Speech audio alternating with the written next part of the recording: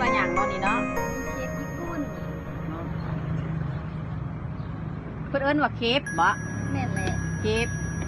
อาหารของประเทศใดอันนี้ประเทศญี่ปุ่นเนาะอาหารเบา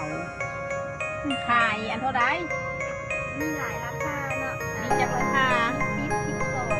5 7โอ้มีอันหนึ่ง10อันหนึ่ง10,000 17 12 15เอาซื้อเนี่ยเนาะอัน15,000อันหนึ่งเนาะอันนี้ขั้นตอนคนเย็นสมิธ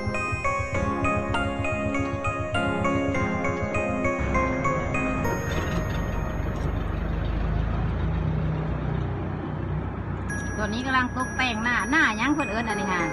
นี่แม่นหน้าใจเข้มโอ้เพิ่นว่าหน้าใจเข้มเนาะพอดีถูกใจเลย